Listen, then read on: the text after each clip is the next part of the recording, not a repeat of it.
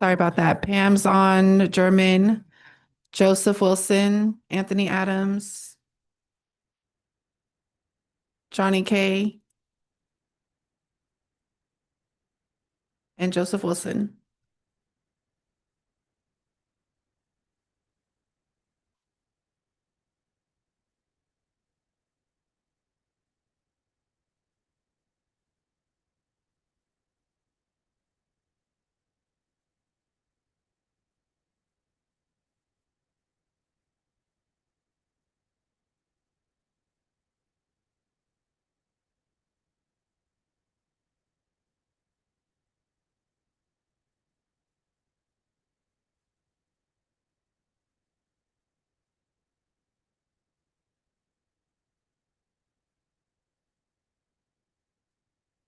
We have a long agenda, so I'll wait for 2 minutes while we try to get a couple of people on here.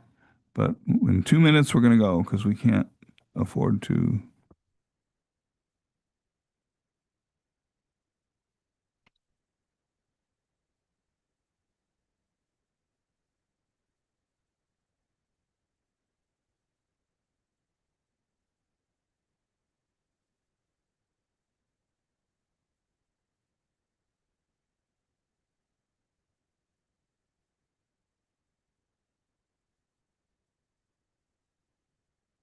We've had a request for water from Jean. Okay. Priscilla, would you get two? Thank you. I'm okay. I don't need one. I'm cold enough as it is.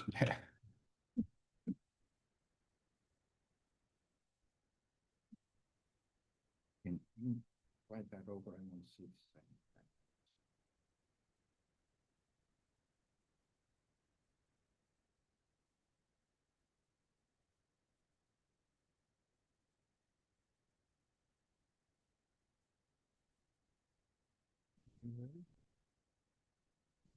Let me get water.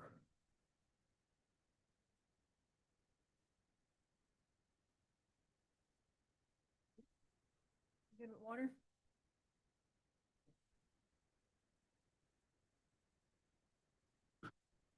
If we post to election, that'll be about.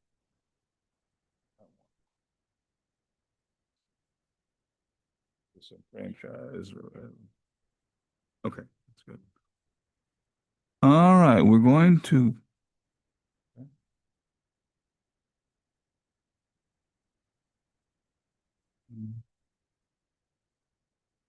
We'll assume she's going to get. 33. Yeah, we're going to get going. All right, we're going to call the meeting to order. We're missing one person here and one on Zoom, but I think they'll all fill in.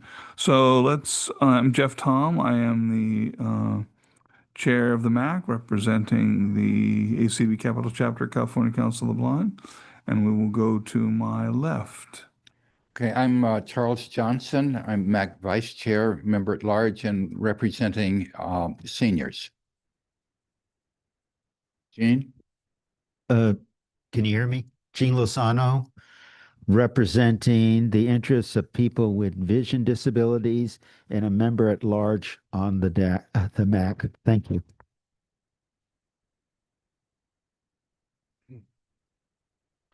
Hello, my name is Diane Olafson, and I am on the MAC representing the deaf and hard of hearing community. Hello, I am Helen O'Connell, Board Chair of the TCMP, Training, Communications, and Policy Committee. And I'm glad to see everyone here. Thank you. Okay, I think we're ready for Zoom, right? To my right. Doris. Sorry, Dora. And I just talked to you, and here I forget all about you. That's really sad. Yes, and I'm a large member of MAC. Okay, now we're ready for Zoom.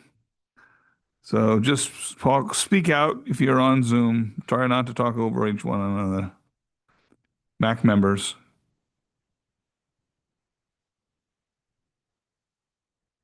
They muted? Yeah. Margie Donovan. No, sorry, not yet, Margie. Oh, Oh, I'm so sorry. Pam, German are muted and Joseph's muted. Can you unmute them? Because they're actually members. They should be promoted to participant.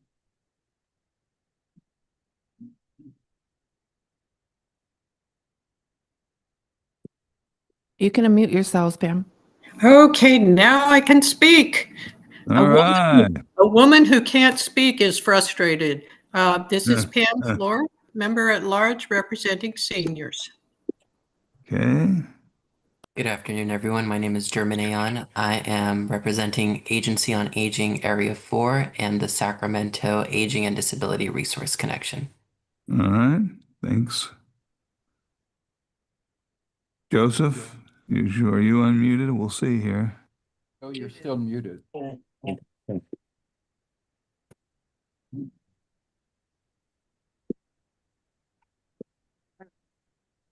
Yeah, I don't know if you can unmute Joe. They're all unmuted. I do it for them. Let's work on that, and then you guys work on work with Joe over there so we can get him unmuted. And while we're doing that, we will recognize staff. So we'll start with Priscilla and move on around in the room and then on Zoom. Okay, Priscilla Vargas, I'm the ADA Compliance Officer and Staff Liaison for the MAC. Amy?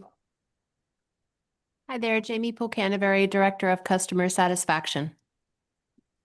Hello, Holly Martinez, Customers Advocacy Supervisor.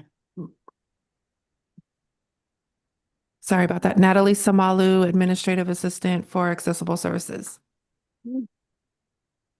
Casey Courtwright, Budget Director, SAC-RT.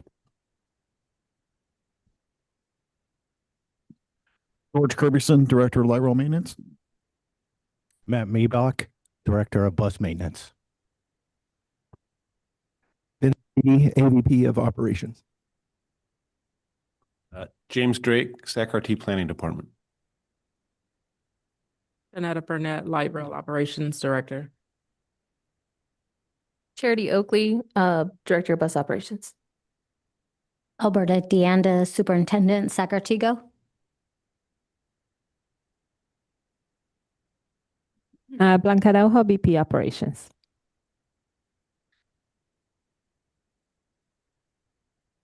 Okay. Do we have anybody on Zoom that's staff, or are they already? I'm not sure if we have anybody. Is Sarah on Zoom? Natalie? Sarah Poe?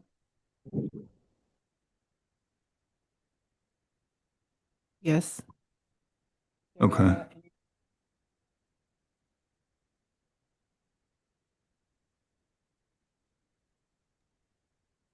Okay, so we have Anthony Adams and Sarah Poe that are on Zoom for staff. Okay, and now we will go, and Joseph is here. Joseph, you want to? Oh, still muted again? Yeah, we can only ask to unmute. Hello. There we go. Oh, there Hello, we go. this is Joseph Wilson. I'm Assistant State Advocate. Joint Great. resources for independent living and Thank you. All right, why don't you see if you can call Melissa? Oh, yeah. Yes. All right, so now we're going to guests, and we'll start on Zoom. So all members of the public on Zoom. Regina Brink from the ACB Capital Chapter of the California Council of the Blind. Okay, thank you. Margie Donovan, resident of Folsom, don't do that, Donovan. SAC-RT Go Rider. All right, thank you, Margie. Anyone else? Amy Parkin, Paratransit Incorporated. Okay, thank you. Hi, Stephanie Jones, SAC-RT Go Rider. Okay, thank you, Stephanie. Anyone else? All right, let's go in the room. Do we have any public members in the room?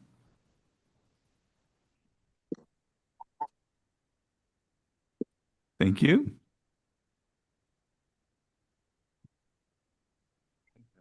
And that's apparently it. Josh, Where is he? introduce yourself. Yes. Oh, great. Thank you. Okay. Yeah. I think we're done with all of the introductions. So let's now go on to approval of minutes, September 18th. So do we have a motion to approve the September 18th minutes? Pam Floor, so moved. Gene seconds. Okay. I thought there'd be October, but that's right. That's right. We did not. Okay. All those in favor of the, discussion. Any discussion on the motion to approve the minutes? No hands on Zoom either? No. Okay. All those in favor say aye. Aye. Aye. All opposed? Abstentions? Okay, thank you very much. All right. So now we will have public comment on items not on the agenda. So do we have any public comment in the room first? Okay, do we have any public comment on Zoom?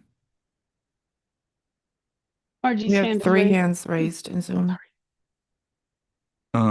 I heard. Sorry, go ahead, Margie. Thank you. So Jeff, I'm sorry, I can't remember if this is on the agenda, but you and I talked about this last month, and then the meeting got canceled, and you had permitted me to make this announcement. So it may be on the agenda, though. I wanted to bring up a situation I've encountered of recent, and which has resulted in me taking myself off of Userve. And a couple of things. One is, I question very seriously who's onboarding these drivers. Are these drivers onboarding themselves? I question that.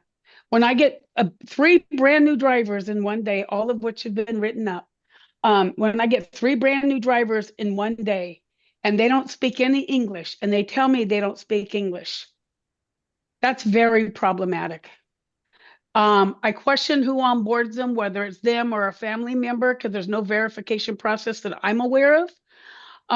And these new drivers don't know half the stuff they need to know about how to find suite numbers in their app, how to find business names in their app, which from my experience is one level down, is all I can say.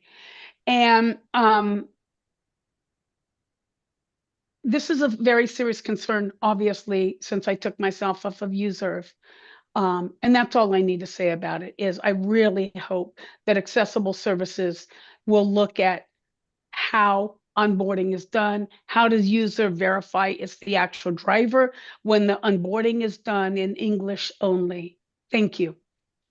Okay, thank you very much. There's someone else who wanted the floor? Regina? Okay, go ahead. Thank you. This is about training for the drivers, both in Userve or any other future contracting agency and SAC-RT-GO. The concern I have is twofold. I believe the training for people with disabilities has issues, different ones for each set. I'll start with Userve.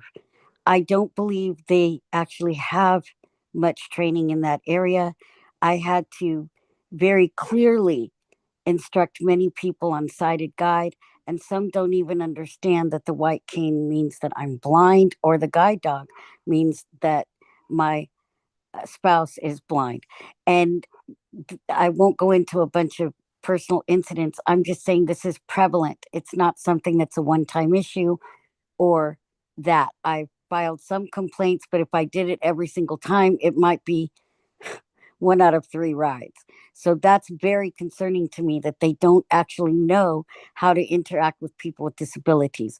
On the other end, drivers that do buses in SAC-RT Go have a different sort of training, and it's sort of an outdated training from what I could gather. I used to do a lot of disability awareness training, and this one is where people get to go around in a wheelchair or be blindfolded for a little bit of time, and they think that helps people experience disability. It actually does the opposite. I think it scares people and gives people a false sense of Okay, what disability 30 is. seconds, Regina, please. That's my concern. And we talked about updating the disability training, and that has not been revisited. And I want it to be revisited, and we'll take measures to do so if my suggestion isn't enough. Thank you. Okay, anyone else? Stephanie Jones. Stephanie, go ahead.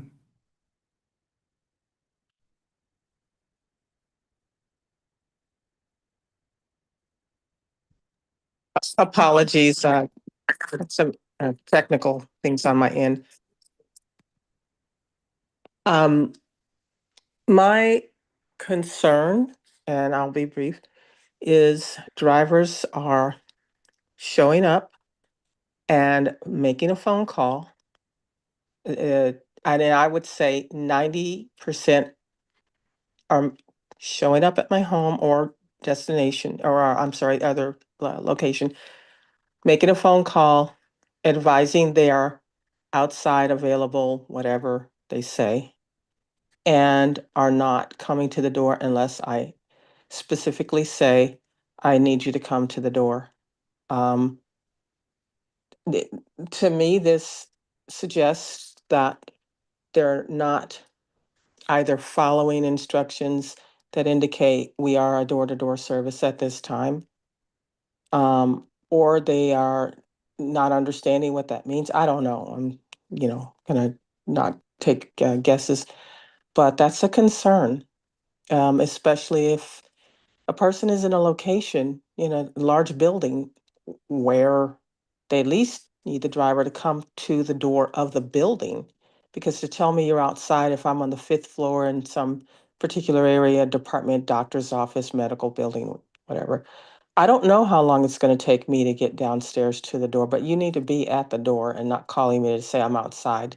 Again, very concerning, problematic, and I certainly echo the sentiments of both Margie and Regina in regards to how they've explained it. So no need for me to try to duplicate their excellent statements. But mine is related to the calling versus just simply being at the door and being prepared to escort, if need be, the person to the car. Thank you.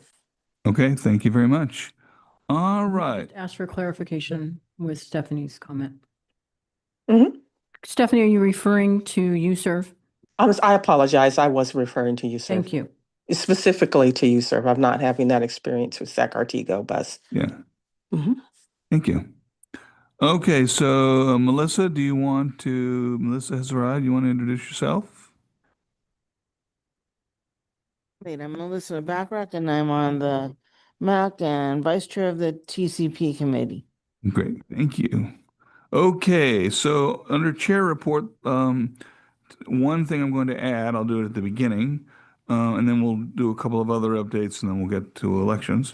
At this point in time, we're going to have an executive committee on December, I think it's Third. third. And at that point in time, we will make a final decision as to whether to cancel the December meeting. However, at this point in time, we are leaning in that direction. There's nothing urgent that needs to come before us at this point. So I would warn you that it is a likelihood that at this point that we will be canceling it, but we're not going to make that decision today. We want to give you, fair warning of what's going on. So the next item I want to take on is the work plan. And I'm just going to this is just an update. The staff, along with my subcommittee of Charles and Pam, with some input from a couple of other folks on the MAC so far, has come up with a first draft. For those of you who have never been in part of the MAC when we have developed a work plan, we develop a work plan that has the accomplishments from 2025 and the goals for 2026. The draft will be sent out some point fairly soon, I would think.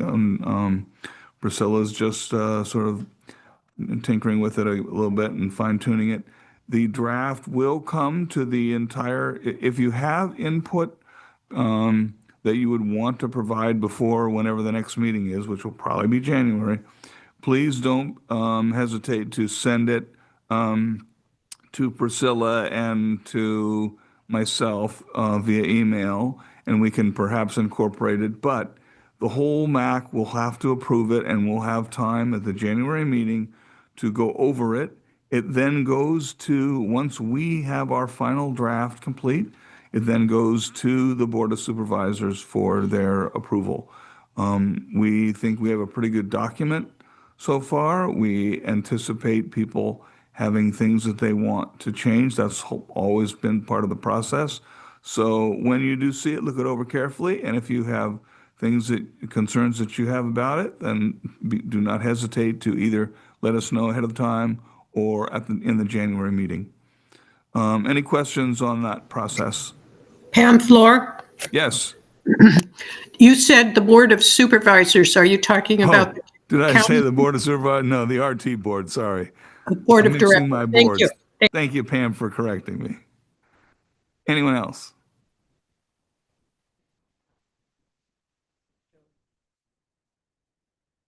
Yes, thank you very much. We're going to take up the proposed calendar and see if we can get approval for that or whether there's concerns. So we're going to have that put up on the screen, and I think what I'll do is have Priscilla read it. For those of you that aren't able to see the screen, and then we'll have a motion as to whether to approve the calendar.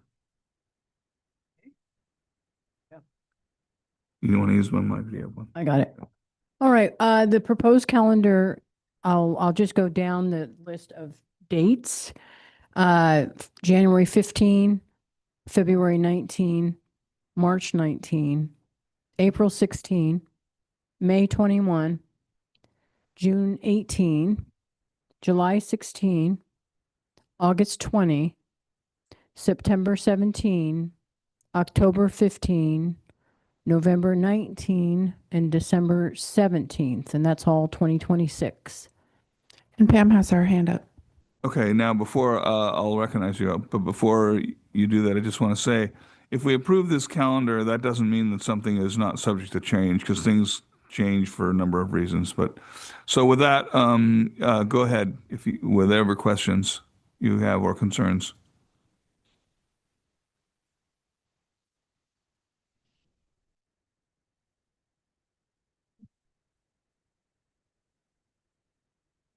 Pam, did you have a question? Or were you still on your other? No, I'm comment? sorry. That was an error. Okay. If there are no questions, I move that we accept the calendar as presented. Okay, there's a motion. Is there a second? Melissa seconds. Any other discussion or questions before the vote? All right, hearing none. All those in favor say aye. Aye. All opposed? Abstentions? All right, the calendar has been passed.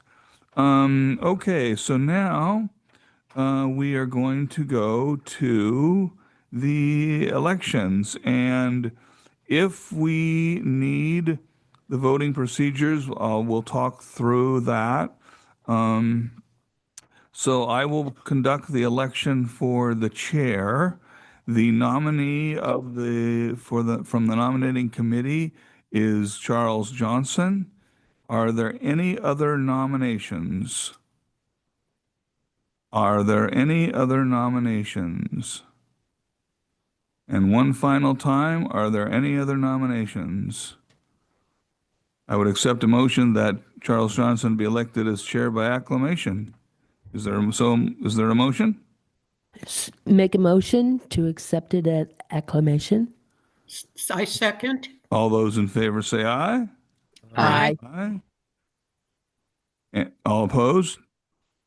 All right, the motion's carried, and you have been elected. You get to take the mantle. Oh, thank you. Starting in January, retake the mantle. He's done it all before.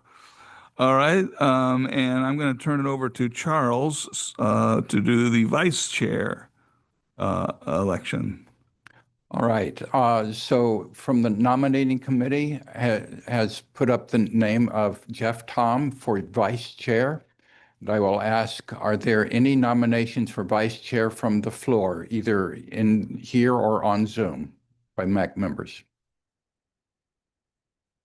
Second time, are there any nominations from the floor?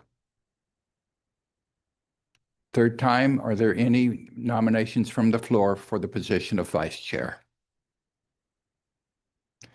Hearing none, do I hear a motion to accept vice chair of Jeff Tom by acclamation? I so move. Second. All right, the motion has been moved and seconded. All of those in favor say aye. Aye. Opposed? And abstentions. The motion is carried. Jeff Tom, congratulations for your demotion. Okay, I like that.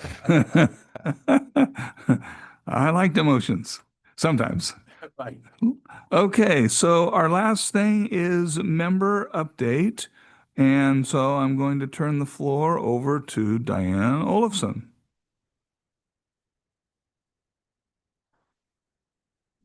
Diane Olson. Push the button. Hi, everyone. My name is Diane Olson, and I'm from NorCal Services for the Deaf and Hard of Hearing, representative for the Deaf and Hard of Hearing communities.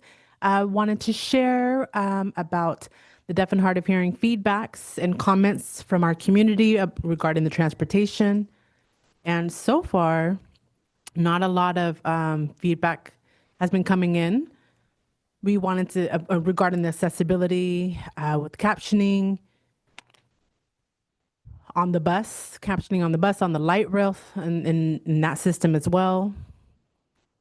So it's more for having bus services in certain locations. For example, if there was a cancellation, or if a bus doesn't show up because a phone call wasn't given or whatnot. So we're trying to encourage more accessibility on how, like, for example, what the other comment had said earlier, being able to tell when the deaf person is coming onto the bus, or being able to see when the bus is coming. And that's frustrating because all they do is just motion and, hey, you just come in, just sit in the back, just sit in the back. And it's like, well, wait a minute, I have a question. I need to be able to know where I'm going and things of that nature. So that's the feedback, being able to have more patience when a deaf person is trying to communicate. And from our NorCal Services, our office is located in Natomas. And in that area, we don't have a public transportation in that area. It's extremely limited. So for our consumers to be able to get there into our office, there's a lot of restrictions there. And also Alta Regional Center had also moved into the Natomas area. That's also has limited resources for public transportation. So that has been challenging for public transportation for our communities, not just for SAC-RT. So far, there has been more updates with captioning on the light rail as well. So someone has stated that if you were to get onto the first bus and the light rail's there, then moving on to the next cart of the light rail, so the last part of it, so the captioning is not there of the last cart of the light rail, but for some reason, there's no information on the last cart of the light rail. The only information that is given is on the front of the light rail. So the captioning would be, it's imperative to have it on all the carts, not just on the first cart of the light rail. That's all. And that also goes the same for some of the bus stops. So if there was a change or a cancellation, sure, it's auditory for others, but not for our deaf and hard of hearing community. There's no access to our deaf and hard of hearing communities to be able to know if there was a cancellation for us, because all that is it's through audio and not through captioning. So that's the brief feedback that we've gotten from our community. Thank you so very much, Diane. The MAC has really needed that kind of informative presentation, and we will, press forward with these issues just as we would with all others, and we really appreciate it. Are there any questions or comments from MAC members? Let's start on Zoom, and then we'll go to the room for Diane.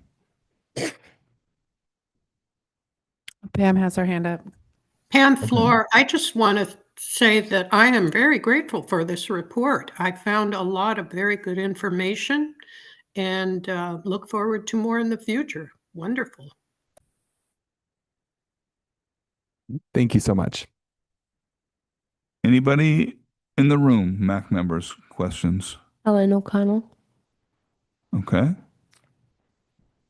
I have been asking for a broader access for different disabilities, so I'm very happy that Diane has taken the mantle for the deaf and hard of hearing and is willing to facilitate a further discussion on this issue. Thank you.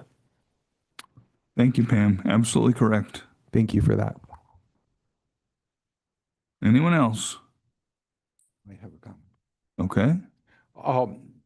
Diane, thank you so much for this. I think this is an area that most of us have little or no experience with and understanding of of the difficulties you have.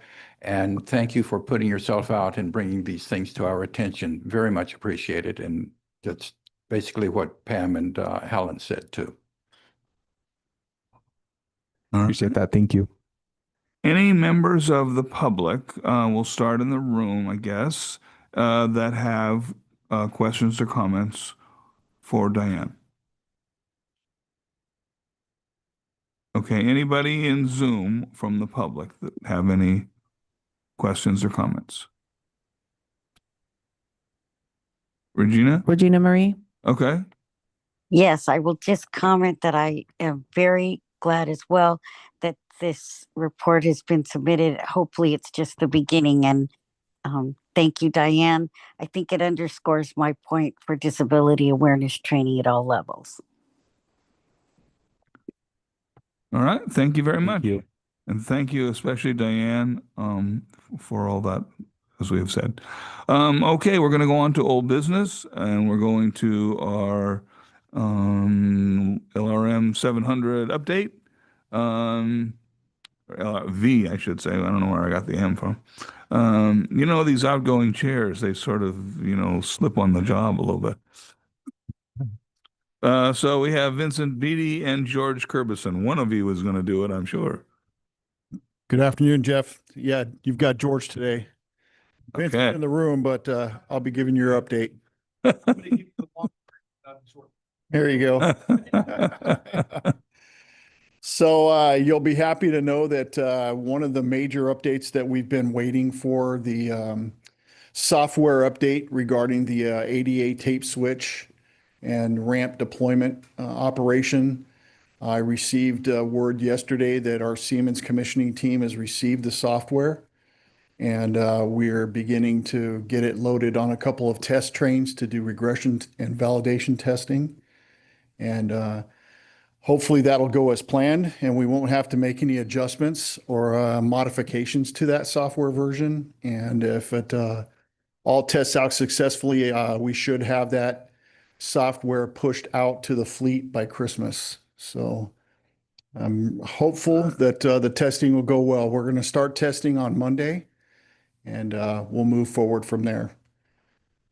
We are still in the process of doing the field modifications to lower the speakers for the door announcement itself.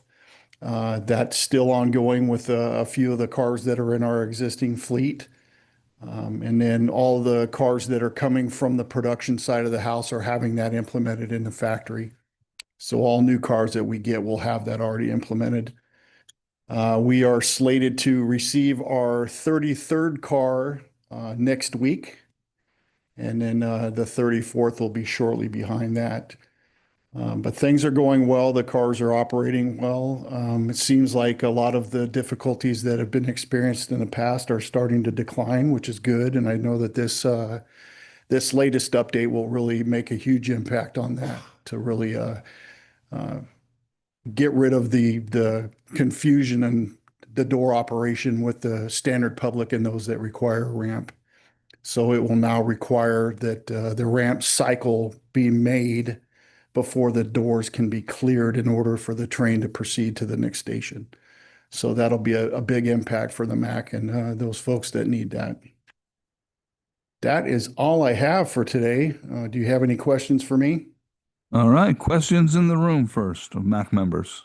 Helen, Go ahead, Helen. I'm sorry, I'm persistent.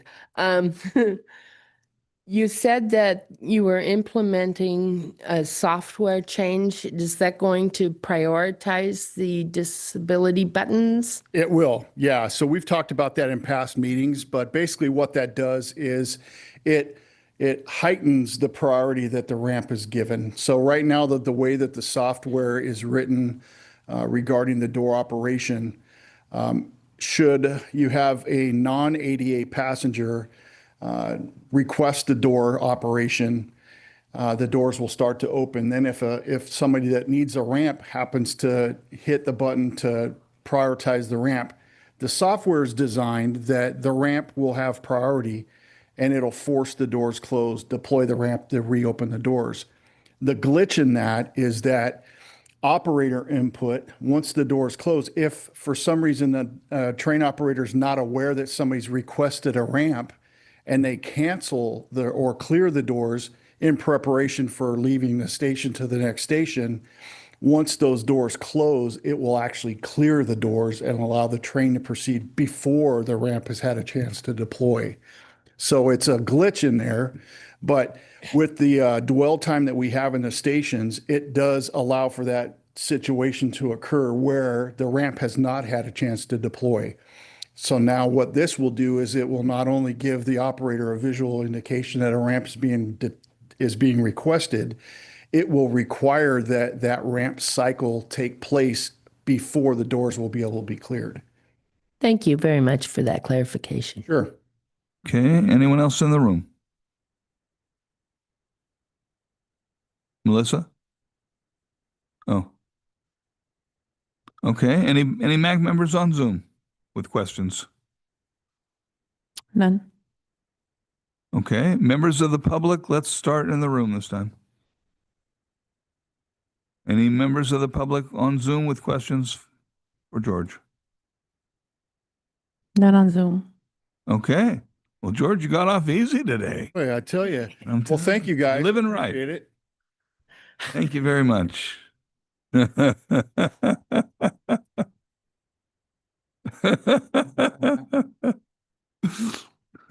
Okay, we are now on item B, SACRT Go post-launch update. Alberta Deonda and Charity Oakley. So, ladies.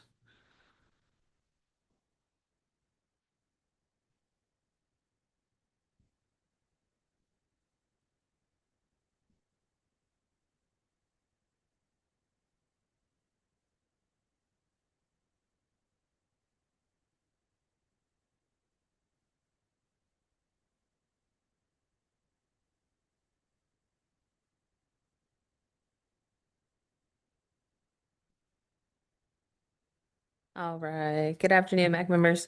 Charity Oakley, Director of Bus Operations. I'm going to do a quick update post-launch, and then Alberto will give you guys our performance standards from the last quarter. First, I'm happy to announce that the accessibility testing for the Sacramento app is now complete, and we are excited to move forward with the launch. We have an internal meeting scheduled for tomorrow And then we'll be announcing when we'll be able to launch the app for Sacramento Go team. Additionally, if you guys haven't noticed yet, but beginning on Tuesday, November 18th, Sacramento Go riders will now start receiving automated calls with a new local phone number, a 916 number versus the Michigan. I think it was. And I think that RT is to be congratulated on that, by the way. I know riders I've talked to are very happy with that. So thank you very much for listening. Yes. And then the other update I wanted to bring up was a concern that was brought up regarding the amount of trips being sent. Let's try that again. Amount of trips being sent to USERV. And then there was riders were seeing more ambulatory and people that would be able to be sent to USERV. So we were looking into the data, and we did confirm that the last couple months we didn't meet our exact goal to send to USERV. So we're working with QRide and USERV on being able to make sure that we're identifying which trips are eligible to go to USERV so that we can help supplement our service for the accessible buses.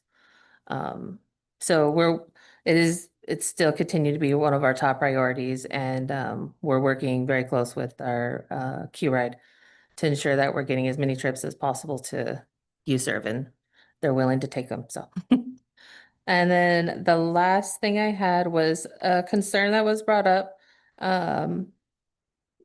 Actually, I believe it was Charles mentioned about the concern about the lifts having a different width and our older fleet for Sacramento Go, and that is true. However, both lifts are ADA meet the ADA accessibility standard. However, we do understand the importance of ensuring the best fit for each rider's needs, and that Alberta is working very close with those. It's a very small pool of people, but working very close with them to ensure that we're sending the right vehicle assignment. So we don't have any hiccups like last time.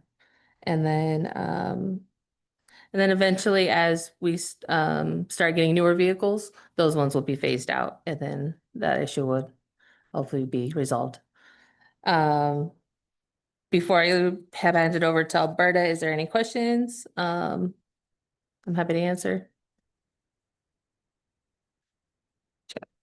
I have one. Go ahead. Sorry.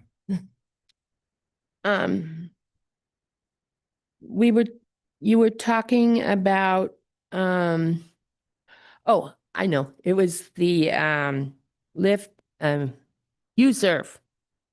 How long is their contract still remaining?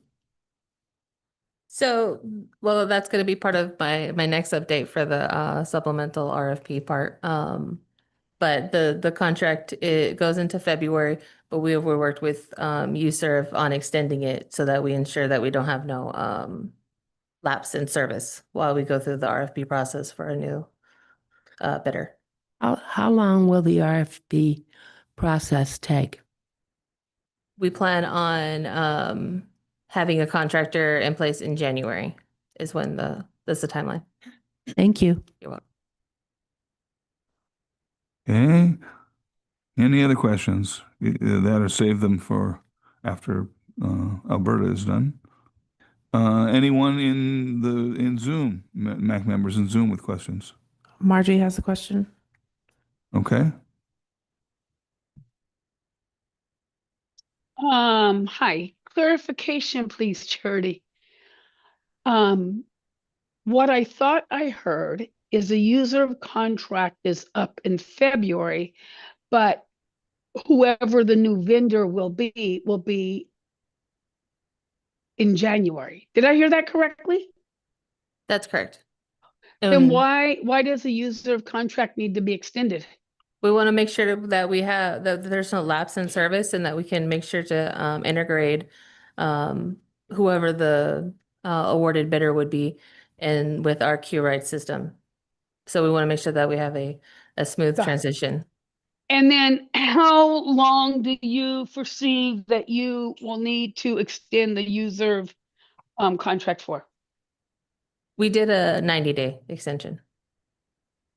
So through May. Okay, thank you. Thank you. Can I just jump on? This is Blanca at Ojo BP Operations. Just so clarify, Margie, we just want to be extra prepared in case we don't know.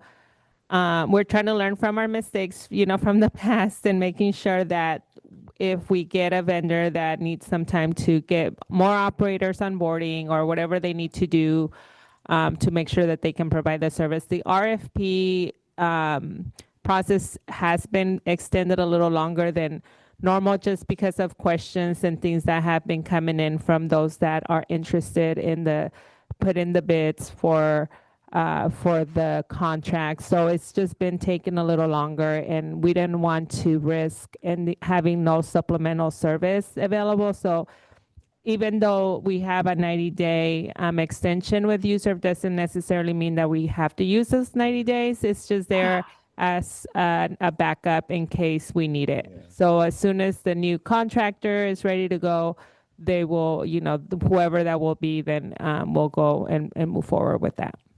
Yeah. Thank you, Blanca. You're so awesome. I appreciate that. So we do have UServe later on in the agenda, so you probably hold off any other questions about that until. Okay. Any other questions from Zoom on what Charity has mentioned? Okay. Now, Alberta, do you have anything else under this item, or are you later on? It's just a service ridership for you. The numbers for July through September. Yeah, go ahead. Go right ahead.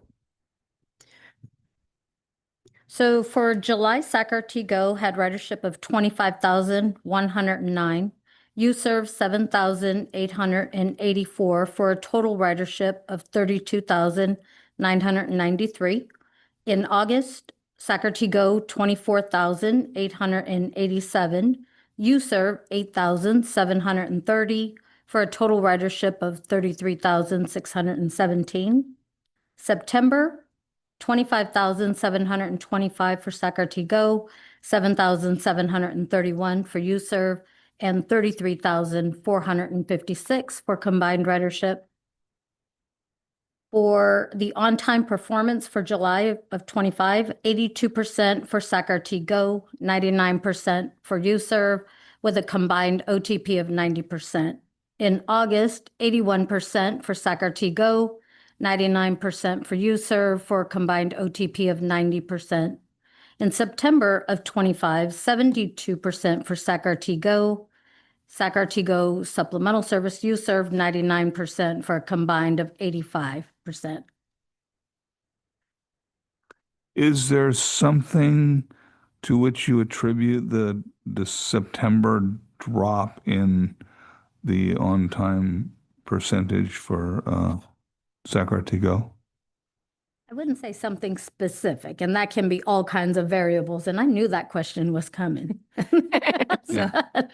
So we are digging more into the data for September, but I can tell you that we did have an increase of absenteeism too for operators for Sacramento for September. So I'm sure that probably contributed to the on-time performance, but we're digging more into to find any type of trends.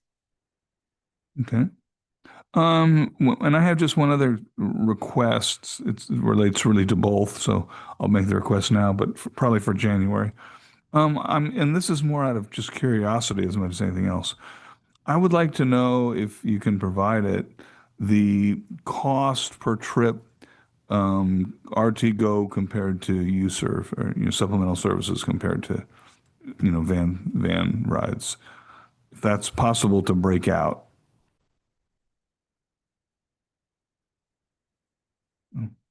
Okay. Any other questions for Alberta? Go ahead, Melissa. When you talk about on-time performance, are you talking about pickup time or the time that the person is dropped off versus the time they asked to be dropped off? It's for both. We calculated from the appointment time and the if they request just a pickup time, or if they request to be by drop off time. The on-time performance calculates for both. Okay. Margie has a question.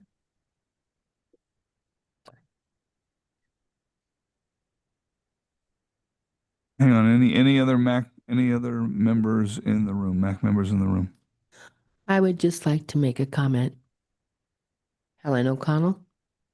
I am happy to see that our on-time performance overall is getting better.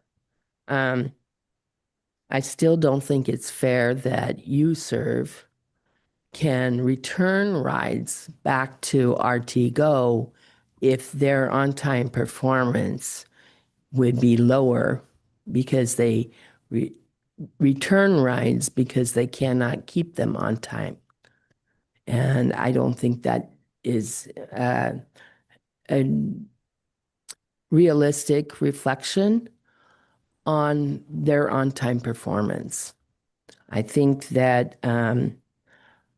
RT sends it to UServe. It should be remaining at UServe, but UServe is going away, so it might be superfluous.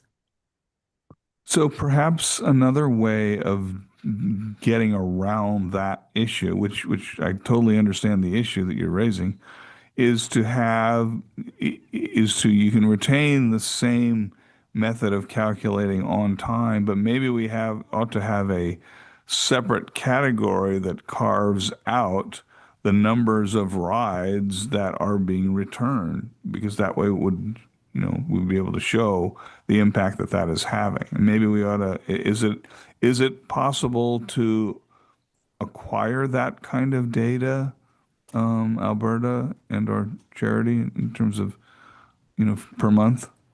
So we can certainly look at that. I will share that UServe's return rate of trips it's a very low. It's lower than 1% of return rates that we get back to Sacramento Go. Okay. I have a question. Charles? Yes. Remember a few months ago, I asked for some statistical breakouts, and I know that it was a very difficult thing at that time because of access of the data. And you said that you were working with QRide to be able to access that kind of data better so that you could just drop it into a spreadsheet and calculate it. Have you made any progress on being able to do that easier, or is it still, basically one ride at a time? So we have made some progress with QRide. We shared the spreadsheet that we used previously, and they kind of manipulated one of the reports to look like the data that we needed, not manipulated, but pulling the fields that we would need. So I think if what you're asking, we could probably look at doing something like that again. If it's not as backbreaking as Right. it was, that's the issue, because I found that extremely helpful. Okay. And because right now you're running, on September 72%. Right. And, let's pretend that there are 1,000 rides a day. And so we're looking at, a little less than 30 or 300 rides a day that are late. Yes. And so I'm still curious about, how late, how many of them are. So if it's not, an impossible task, I think that kind of data would be helpful again. Follow up. Yeah. Yeah. All right. Thanks. Anyone else in the room? MAC members? MAC members on Zoom? Margie still has a question. Okay, if there's no MAC members on Zoom, then we can go to Margie. Sorry. Thank you. I have two comments. They're both very brief. One is, I think RT staff needs to be aware, if you're not, that you guys have quite a few unhappy drivers for whatever reason. Last Wednesday was a sick call out day for many drivers. They are working together and it impacted service that day. That's all I'm going to say. I know this to be factual. Secondly, I want to publicly acknowledge Alberta. For someone who's so new to RT, she has picked up SAC RT Go program so quickly, and she's very quick to assist when there's a problem. And much like Kathy was, not to compare, but I've accidentally gotten a hold of her on her days off, and it doesn't matter to her. If there's a problem, she's going to fix it. And I just want to say I appreciate that, Alberta, and I wanted the RT team to hear that. Thank you. Thank you, Margie, very much. Ditto. Yes. Okay. Any other members, any other non-members on Zoom? Regina, Marie? Okay. Thank you. Two questions. Hopefully they're quick. Does the new RFP require that the onboard drivers of the new contract get the English proficiency that I understand current drivers of UServe have to complete? Let's wait until the next item for that. Okay, well, that's Regina. that question. The other Yeah. question I have is there a pool of on-call drivers? I know with the regular RT system for the public buses, there are operators that are on call so that if a driver calls in sick, they can fill in. Is there, and a lot of people go from SAC RT Go over to RT. Is there a way to implement some kind of on-call system like that with people that have been through the SAC RT training and maybe are waiting to go on to RT? Maybe it's a way that they could do on-call and it could help if there's a lot of drivers out. That's just a suggestion. So we do have we have a MOA between the unions that we can use other operators similar to kind of that we can use other operators in other divisions like bus and or Elk Grove. So that is something that we do try to utilize too. Okay. And so that's already in place. Yeah. Okay. Thanks. Thank you. All right. Any other non-members on Zoom or in the room for non-members? Okay. So we will now thank you very much. We will hear back from you in a little bit, I guess. So we now go on to item number C, which is Transit Connect, and Casey Cartwright is back. Good afternoon, Chair Tom, members of the MAC. Casey Courtwright, I'm the Director of the Office of Management and Budget at SAC RT. Happy to present to you today some updates on our Transit Connect account-based ticketing platform. I have a brief presentation that we'll share with you, a quick demo of the app itself in screen recorder mode. So for those who may be visually impaired, you'll get a bit of a taste and feel of what the app is like. And then we'll walk through some of the timelines of upcoming phases of the project. So next slide, please.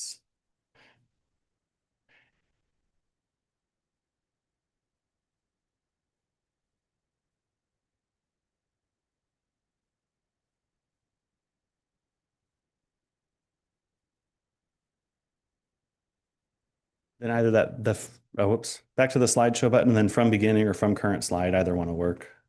Yep, there we go.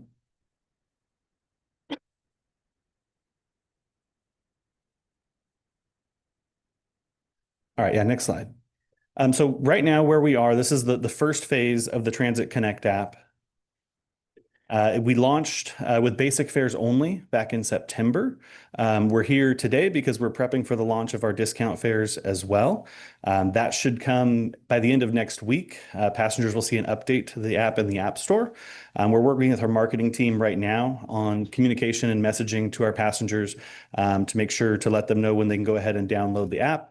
Anybody's free to download the application today. It's there in the App Store and live.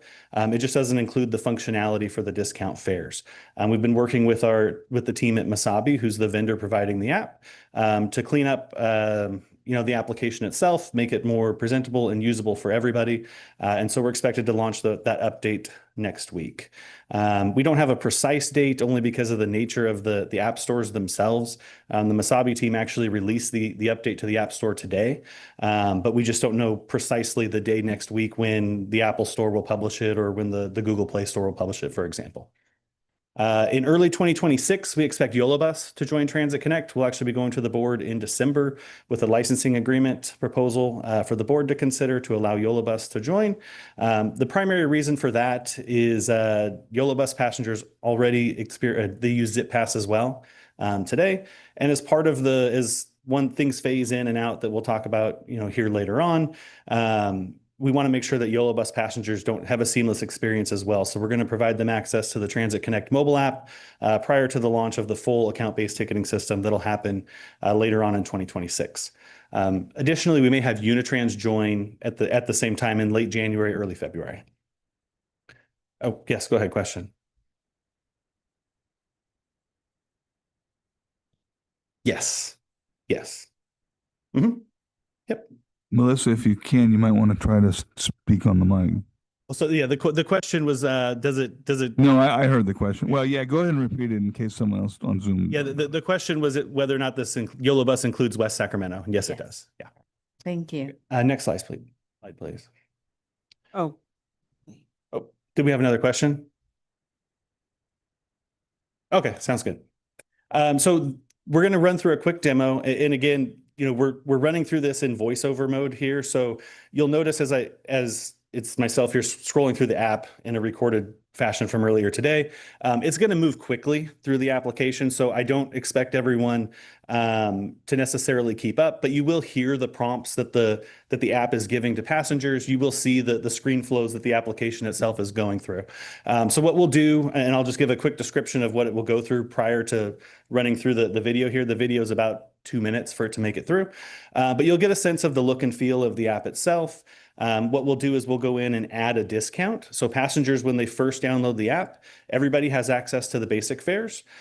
With Transit Connect, in order to customize the application to yourself specifically and limit the number of fares that are available to you to what you're going to use, you actually self-select your discounts for yourself. In future phases, we'll move on to a process where we can manage who has access to various discounts. In the first phase, similar to Zip Pass, anybody can buy a discounted ticket, and your fare is validated when you board the bus or by a transit ambassador on the train. So we'll go through the process of adding a discount. It's quite simple within the application itself. We'll purchase a SacRT Go single ride ticket using stored value on the application, and then we'll activate that ticket as a passenger would prior to boarding the bus.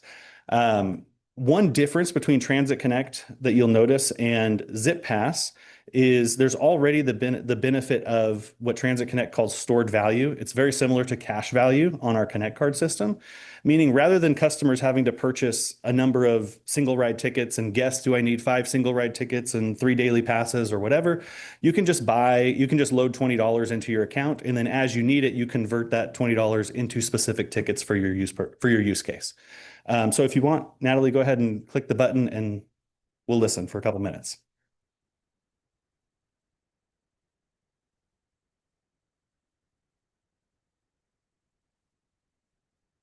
Can you pause it for a second, Natalie? Sorry, it's not playing through the speakers internally in here. It may be playing on Zoom. So for those of you who are on Zoom, if you can't hear, I apologize. We're trying to work through the technology here, but we'll continue to play it. It's running through the speakers on Natalie's computer inside the room here. Go ahead.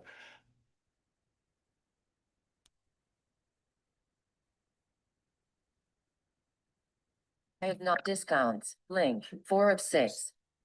Discounts. Heading add no 80x8 delete add a discount button. I'm gonna pause it real quick and just adjust the audio here. Okay, we're pausing one more time to try to get it working in the room here. We knew it was going to go fast, but it was better than what we had, the other option. Correct. Yes. So this will go through quickly, and I can go back and explain any of these steps. But as we're working on the audio piece here, the part that's scrolling through quickly is there's a number of swipes that someone who's vision impaired will need to go through in order to find the selection on the screen that they're searching for. And so I am swiping through those rather quickly, just for purpose of time while we're here in the meeting to make sure that we get through the presentation and some of the other items on the agenda. So we'll give them a second here to get this going. Okay, and then let's go back to.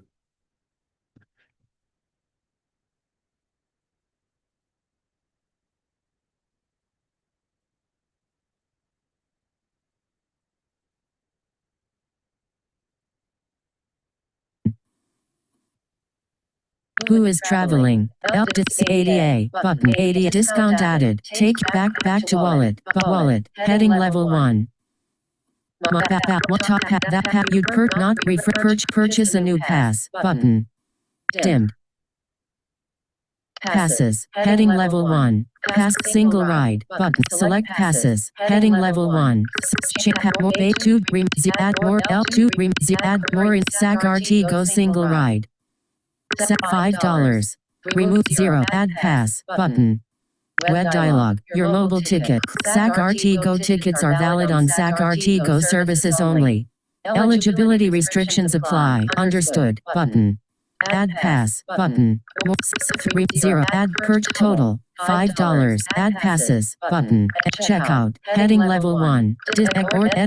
Add change payment method. Heading level 2. Stored value balance. $159 available. Add comp of read. I have read and agreed to the terms and conditions. Check. Pay $5 with stored value button. Pay $5 per. Remember to activate your pass just before boarding and to carry your discount ID with you. Wallet. Heading level 1. My one top hat that hat SAC RT Go single ride. Description. Inactive. Expires. Close button. SAC RT activate just before activate ticket button. Activate ticket. Confirm ticket activation.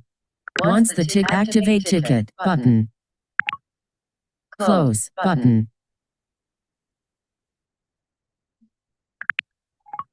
Wallet. Heading level 1. All right, thank you. Screen Thank you, recording. Natalie. Pause it.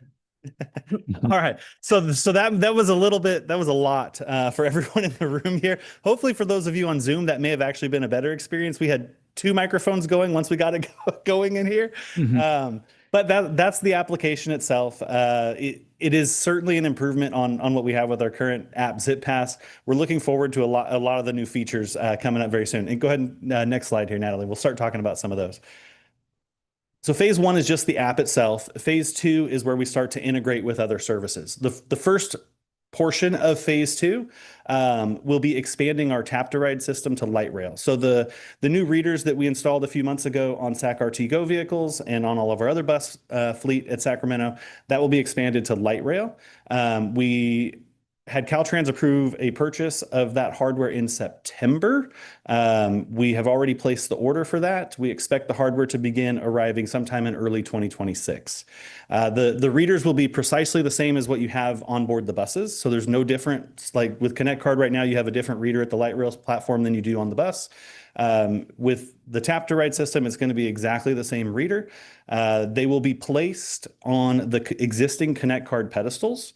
We're working with Kuba right now to retrofit those pedestals to design some vandal proofing of the hardware itself. So they'll be, in fact, they're sending it over here within the next week or two. We should begin receiving some of that, the prototypes here in Sacramento.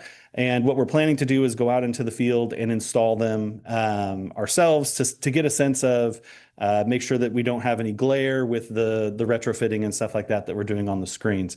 But the hope here is that we significantly vandal-proof our hardware that's sitting out open to the public on light rail platforms. We know we've had a lot of problems with the Connect Card stuff. We're talking about quarter-inch steel that these things are made out of with plexiglass, hardened plexiglass covers to go over the hardware itself. So that, if things are broken, hopefully it's not the device. We're looking at just replacing the shield instead. Next slide, please. The second half of the phase 2 implementation is going to be focused on integration. So we will now have hardware available everywhere throughout the system, and we're going to take that hardware and integrate it with the Masabi or Transit Connect back office so that passengers who have their credit card or debit card, passengers who have a mobile app, passengers who have a closed loop smart card like Connect Card, all go to the same device, all have the same experience, and all will utilize the same back office. There'll be a vastly expanded retail network as part of this. Masabi has a contract with a company called Incom. So if you think of the gift card racks that are available in like a Walgreens or CVS or Safeway, that's that Incom company that we can take advantage of and either put Transit Connect cards, physical cards themselves, in stores, or even more importantly, we can allow passengers to go to those stores and with cash, with their credit card, whatever they want, load funds directly into their Transit Connect account at all these various locations around town. So we'll have a public list of those available once we know, but we know there's at least 100 of them here in the Sacramento region. Okay, we're going to have to stop at this point for questions because we're having some other items to cover. So anybody in the room, Zoom, people, MAC members in the room with questions? Okay, Melissa? So I have a couple questions, but I'll try to make it brief. So I use the Zip Pass now. I love the Zip Pass, by the way. But I am in a wheelchair and I'm pretty independent, but every once in a while I have to bring a helper person with me. And I have not found a way I can buy my little $5 pass or my $1.50, whatever it is, pass for the bus. But I have not found a way to buy two tickets, one for me and one for my helper person. Will there be a way to do that on the new system? Yes, absolutely. So on one of those screens where it showed your list of inactive tickets, you're able to purchase as many of those as you'd like and whatever is the appropriate ticket for your attendant at the time. And you can activate multiple tickets at once. And it's just a swipe from one to the next to show that on the Zip Pass. Yeah, we can certainly assist with that. Yeah. Okay. Mhm. And that's my main question is that we're going to be able to do that. Thank you. Okay, thank you. All right, any other members in the Helen. room with questions? Helen, Go ahead. before you guys mount those nice new machines, would you please make a portable, active or inactive mock-up so that all our members of the MAC board and possible public would be able to give you a little bit of input on the placement, height, and accuracy of the angle that it may need to be at for wheelchair users, for people that have mobility issues other than that. Absolutely, Helen. We can work with our IT department manages all of the installation and setup of the hardware. So I will work with them to make sure that we do a demo or a mock-up. We have physical pedestals themselves that are spares, and so we should be able to mount one of these retrofitted devices to it and do a demo of it. Yeah. Thank you. Can we make sure that that makes it on a future MAC board meeting agenda rather sooner than later? Because if it gets too late, it seems to be missed. Thank you. We can shoot for December, I think, with that, Priscilla. If we don't meet in December, though, let's put it to January. Yeah, absolutely. Thank you. Thank you. Okay, any other members in the room? Any members on Zoom? Members of the public? This is German with Agency on Aging. I'm sorry? This is German with German, go Agency on ahead. Aging. I love the new app, and I just wanted to share it. I want you to keep in mind that adding these new systems, vending machines, while may seem like a good idea, many older adults do not have access to smartphones. They may use wheelchairs or may have limited mobility, so these factors can create additional barriers for older adults trying to access these transportation systems. So I'm hoping that people can still purchase some of this using cash or getting in contact with you, making it easier versus just having to use these vending machines. You want to comment on that? Yeah, there will be an option. It's not just a mobile app. There will be an option for a closed loop smart card, similar to the physical Connect card that you have now. And those can be reloaded with cash at any of those retailers that I mentioned. They can also be reloaded with cash at our fare vending machines, at the light rail platforms, or at customer service. Thank you. Anyone else on Zoom? This Members on Zoom. is Diane. Do you mind if I add something? Yes, go right ahead. So when you said that it's similar to the Connect card, I was just thinking here. So you would tap to load the card. So if the card could be loaded in the grocery store, wherever that may be, can we load it there instead of using the kiosks to load that card? Is that what you mean? I just wanted to clarify that part because I'm also thinking that for the deaf and hard of hearing community, especially deaf folks with additional disabilities, they don't always have access to a physical card and they have to use cash to load it. So I'm just curious about that. So the card that I'm speaking of is a card that you can put in your wallet. It'll have a barcode on the card itself that the grocery clerk or store clerk at a Rayleigh's or CVS or Walgreens will be able to scan just like they do your box of cereal. And when they scan that item, they can add the funds to your account then, and you can pay with cash as a part of your grocery purchase, for example, if you'd like. Okay. Great, thank you. Any other MAC member questions? Okay, any members of the public? Margie? Okay, go ahead, Margie. Quick question. Has this been tested by any blind or low vision users? So we have requirements in the RFP, Margie, related to accessibility, and they'll be following all of those guidelines. We hope. So I looked at the website briefly and I saw nothing about access issues, about them working on access. So again, I would really encourage you guys, because there's a lot of companies out there who will accept an RFP and say they can make it accessible. And we've been through this with the website over and over and over again. And I really hope before this is released by RT to the public that it is tested by some of our blind or low vision MAC members. Thank you. Okay, thank you, Margie. I think that is it, and we will now go on to our next item. Thank you very much, Casey. We're now on to our comprehensive operational analysis and James Drake.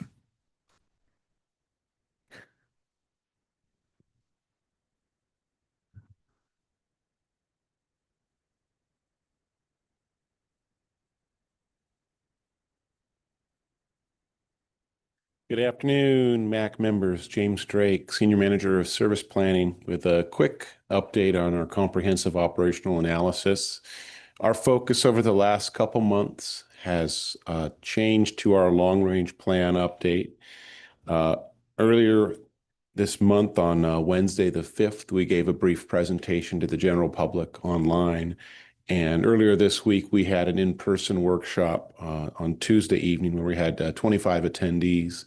We've also been meeting with our technical advisory committee and a group of our stakeholders. What we've presented in substance thus far has been a couple potential scenarios, kind of an early look, not yet an official plan, but more of a what's possible kind of presentation with two different funding levels. The first of which is if there was a quarter-cent sales tax in Sacramento County, and the second, if there was a new half-cent sales tax in Sacramento County. We figured out how much money that would generate, and we looked at what we could do with that. And I'll give a kind of a brief numerical overview of that. I won't get into the details today. Some of you have been to those presentations. Those materials are available online, and I am happy to take questions on them.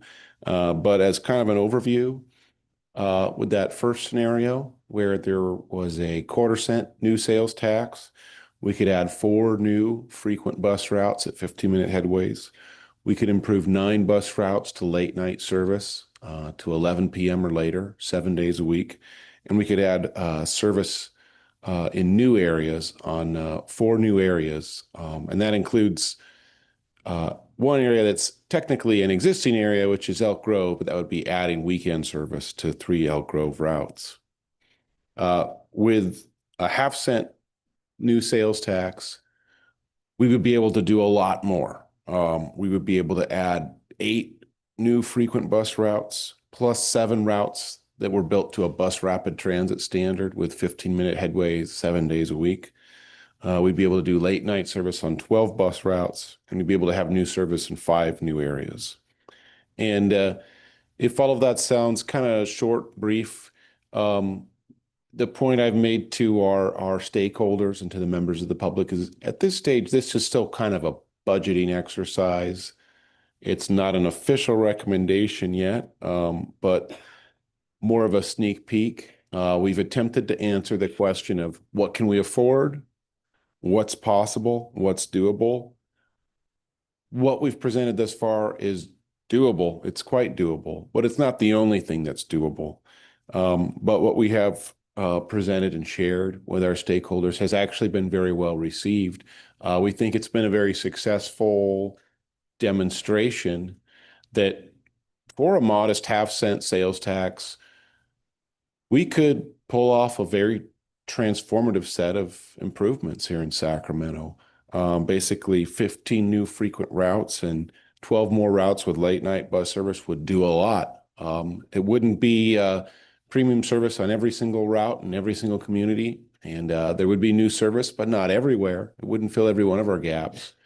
But if you go through the network route by route and see what we have, it really could upgrade people's quality of life and their accessibility. And I left handouts along the table for anyone who'd like them. Those can also be found online at sacrt.com/COA. Thus far, I would say the reaction has been very favorable from customers who've been pleased to see SACRT taking a look at what could be done, at what's possible.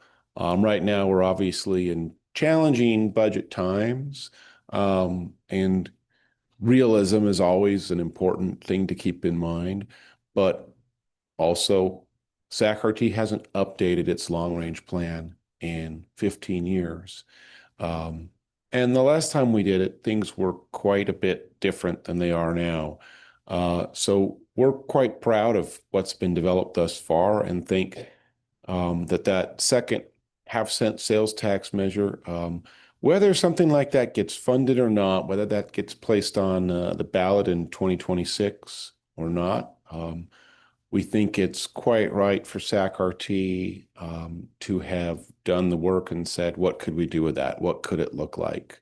And it's also consistent with what our partners at Sacramento Area Council of Governments assume in their long-range plan, which is likewise that transit will need a half-cent sales tax.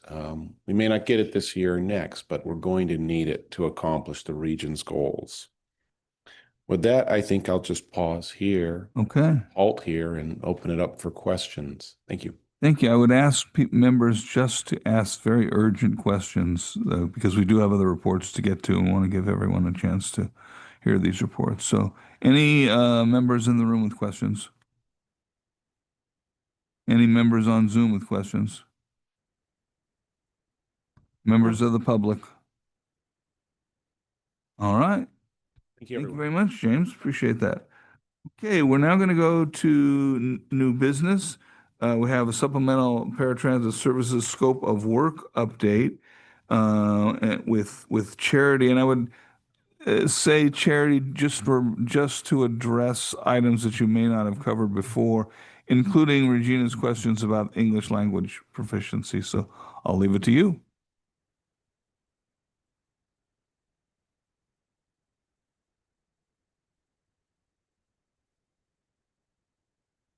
Hi, Charles. I came up this time, Blanca Araujo, VP Operations.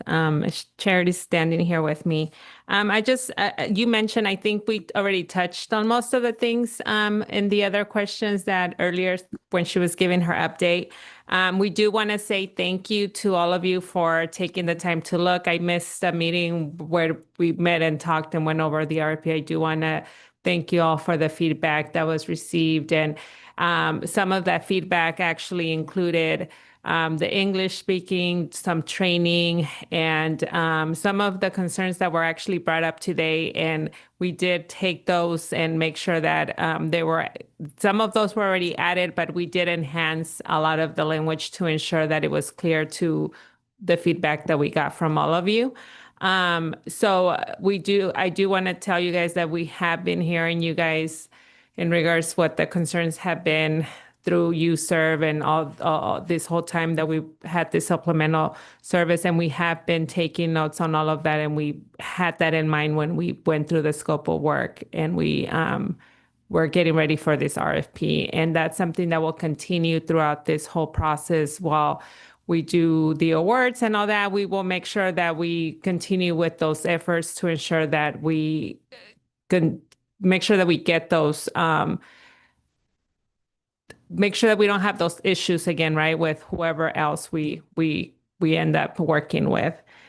So just to give you guys, as she said, and I don't want to take too much time, but the language was something that was already there, but we strengthened it to make sure that it was strong and everybody understood the expectations.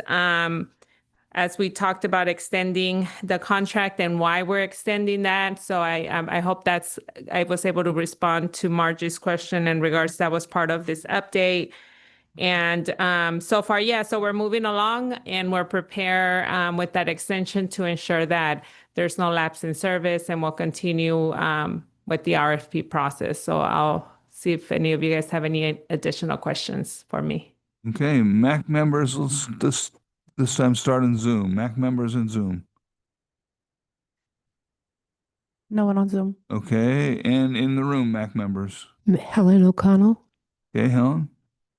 Hi, I understand that parts of the service scope and work from contracts and stuff, some of it is proprietary and private, but is there anywhere on the website or anywhere else that we could get the requests that we are making to the prospective people that are going to do the service, so that we can like go down the list and say, okay, they've done this, they've checked that area, we want to look at this area doesn't look like it's been really addressed.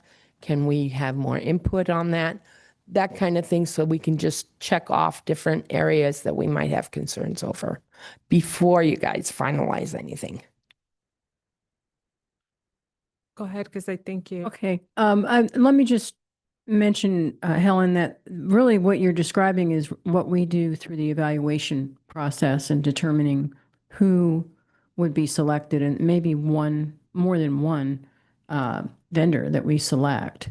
So that is all part of that review process that we do. And we're well aware. We received a lot more feedback, and we did send the RFP to the MAC members. So I think that we have a pretty good case of awareness with respect to what we're looking for based on all the feedback that we have been provided with, plus the service on the street that's been on the street now for a good while through UServe. Thank you very much. And Okay. to the procurement too, there's rules that once we start doing that process, we really can't, because there's different bidders, we have to really keep all that information confidential until we do the final. Yeah, so I understand that. Thank you. thank you, Helen. Okay, any other members in the room? Doris. Go ahead, Doris. Hi, this is Doris. I'm not sure if we're going to talk about it today or probably the next time. Was the ramp that we did earlier? Yeah, I'll touch a little bit actually that'll be the last item on the agenda. Thank you. Okay, any other members in the room? Okay, members of the public, and please don't duplicate any questions that have already been asked or addressed. In the room and on Zoom. No one on Zoom. Okay. Then we will move on to thank you, Blanca and Charity. We'll move on now to items B and C. I'll introduce them at the same time because Sarah Poe will be doing both of them. The first is Meadowview TOC update, and the next is Access for All program update. So Sarah, floor is yours. Thank you. Thanks, everybody. I think, Natalie, if you could pull up the Meadowview slides. I think you just had them pulled up. Mm-hmm.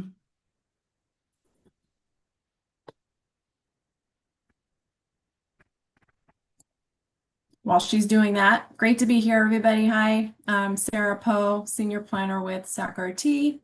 I'm the project manager for the Meadowview Station Transit-Oriented Communities Study. So I'll give you a brief update on the study and share a preferred concept that we've drafted for the Meadowview Station area. And I'm sorry, I'm not seeing. I'm sorry, here it comes. No, you're fine. I just want to make sure that what I'm not seeing is. It's coming up, but not yet. Okay, no worries. You can just, when you get it up, we can just start on slide 2 then, the overview.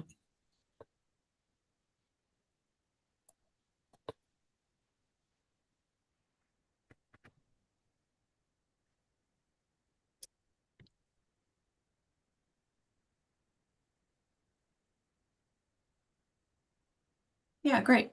Thank you. So brief overview, the Meadowview Station Transit-Oriented Communities Study, and we refer to transit-oriented communities as TOC. It's a planning study that's funded by SACOG's Green Means Go program. We're studying the entire Meadowview Light Rail Station area to conceptualize potential development opportunities and identify infrastructure and capacity needs to support it. So the purpose and the goals of the project are mainly to accelerate housing in the South Sacramento community, to transform the station area into a vibrant TOC, to identify feasibility and funding strategies to support the TOC vision, and to accomplish all of these things through collaborating with the community. Next slide. Most of you are probably familiar with the station site, but this slide here just shows an aerial image of the site we're talking about and what it looks like today. So from the perspective of this image here, it shows the Meadowview Station circled in red along the northern edge and the surrounding parking lots, which at one point were much more utilized than they are now. Most of the parking is just not used much anymore since the blue line was extended to CRC 10 years ago. So the image shows that we're working with about 14.9 acres here, and all the parking around the station is about 690 parking spaces. So you'll also notice the existing bus loop for the 2 bus routes that currently serve the station. And the main point of access to the site is from Meadowview Road, which is shown on the eastern edge of the image here. Next slide. So when we kicked the project off in February, we immediately started a site assessment and a market analysis. We needed to learn more about the site and the conditions to be able to come up with some design scenarios, scenarios of what we could possibly do here. And we were able to develop 3 scenarios: a baseline transition showing on the left side of the slide, a moderate showing in the middle, and a transformative scenario showing on the right side.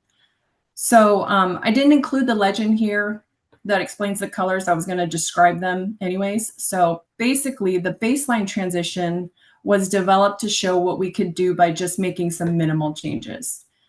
Basically just proposes some housing in the areas where we currently have our parking lots in the northern and southern part of the site.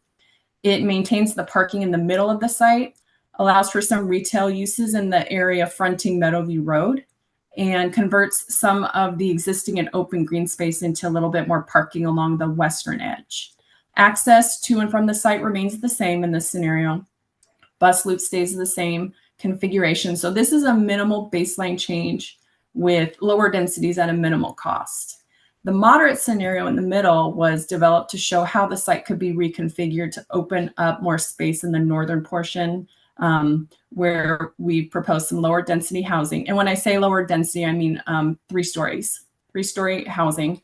It shows a slightly reconfigured parking lot area in the middle of the site with a slight change in the bus loop and the vehicle circulation to serve an extended station platform area. And that is envisioned to be able to have some retail space and opportunities as well. It also shows more mixed uses fronting Meadowview Road with some higher density 4 to 5-story housing. And the transformation scenario is really just that. It shows the most transformation of the site with the Meadowview Station Drive punched all the way through to Georgica Way, which is the street into the existing neighborhood just to the north of the station area. This scenario proposed higher density housing in both the northern portion as well as the area fronting Meadowview, along with some mixed uses. It proposes eliminating all of the parking areas and transforming that into open green space. So this scenario would be the costliest due to how the layout would change and the construction that would be required for these changes. There are also existing utilities that exist here that would require some relocation. So that starts to become more expensive and drives the cost up as well. So if we go to the next slide, after we shared the 3 scenarios with our technical advisory group and with the community, we came up with a draft preferred concept. And this slide shows what that looks like. The draft preferred concept is a kind of a mix of the baseline and moderate scenarios. It preserves the existing bus loop. The vehicle and bus access into the station site remains the same. And it does retain about 200 parking spaces. And we did that for our existing park and riders, but we also wanted to provide ourselves some room for growth if that need ever increased.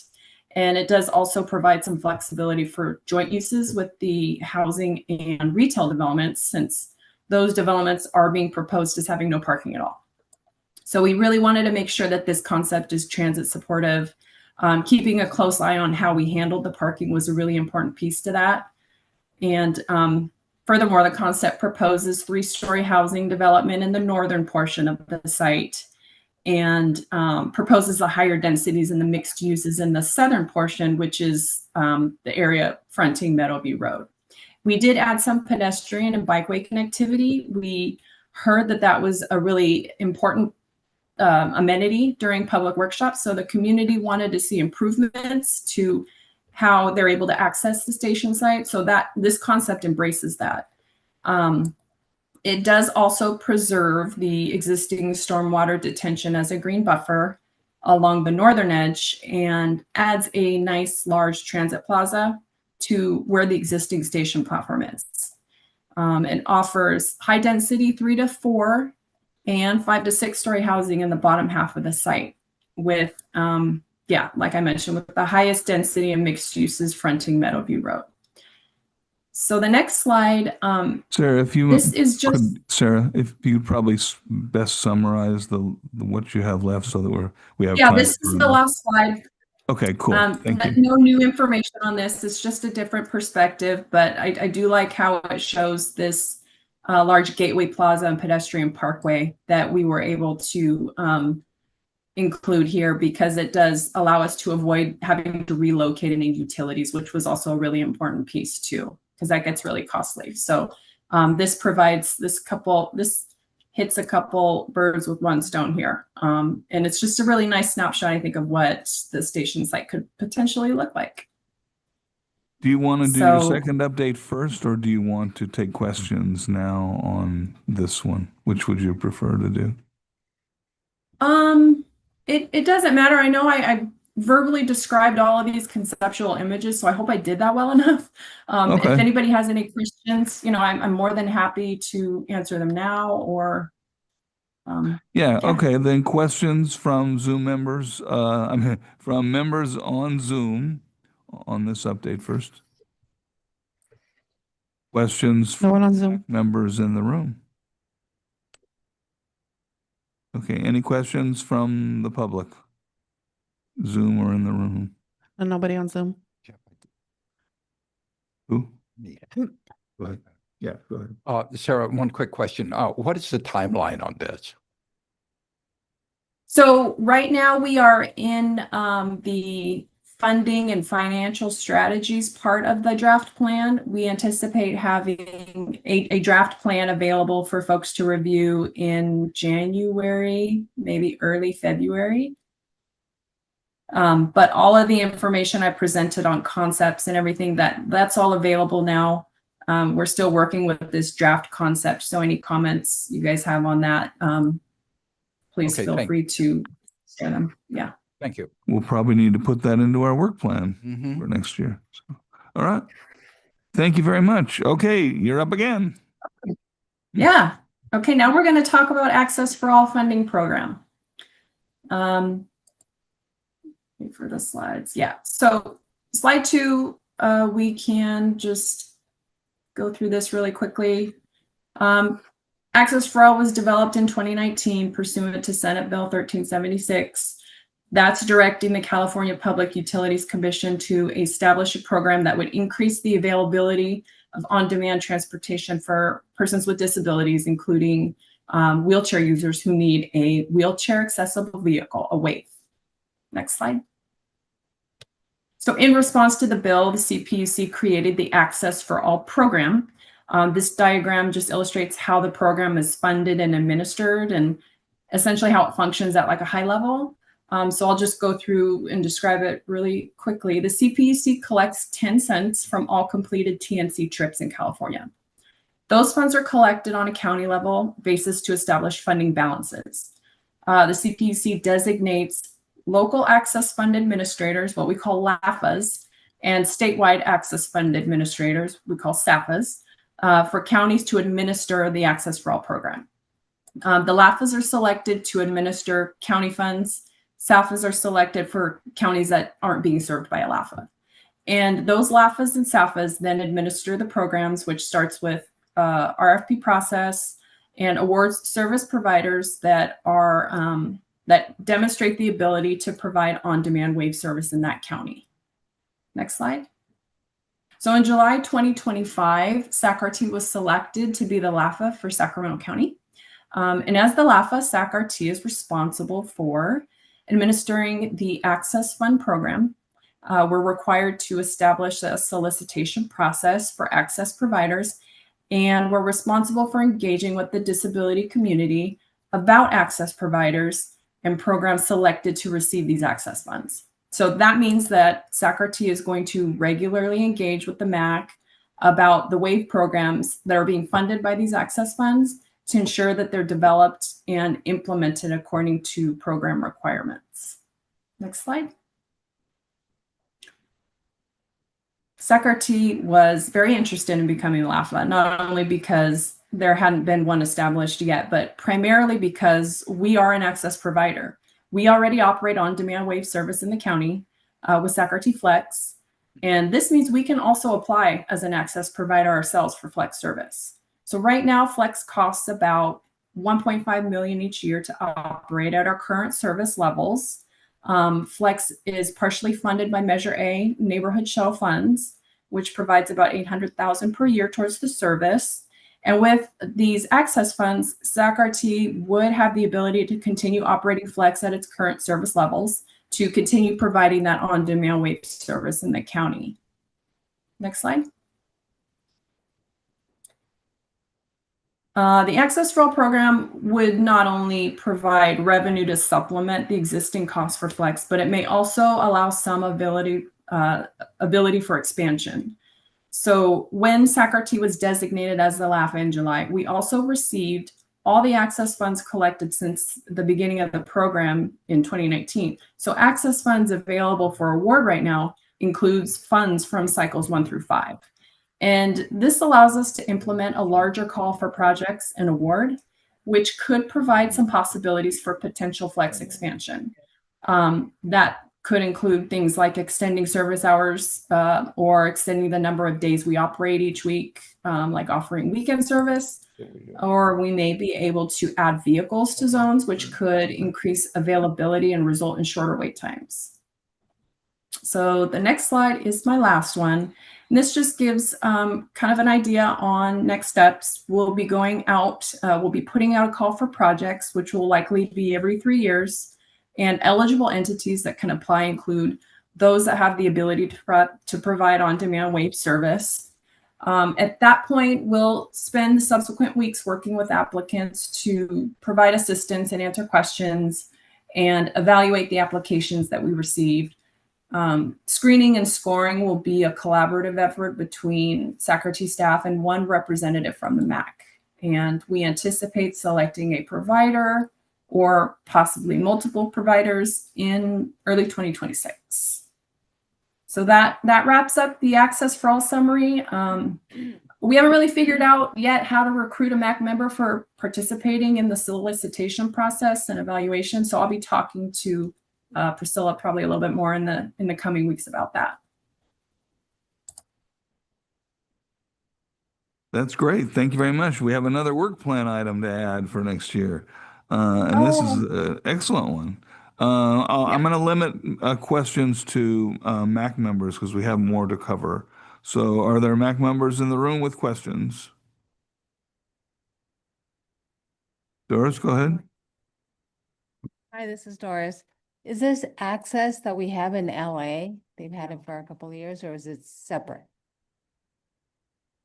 So I know LA provides their paratransit service, which is called Access. I think that's what you're referring to. Yeah. That's their ADA paratransit service. So this is different. This is they're called Access funds. It's called the Access for All program. It's just using that same word access, but it is a different concept. Thank you.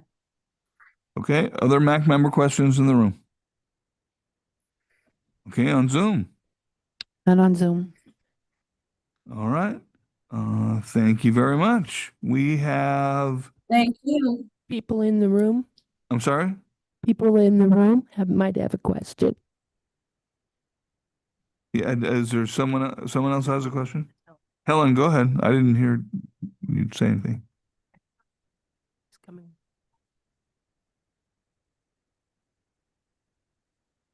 I'd like to say I love this program.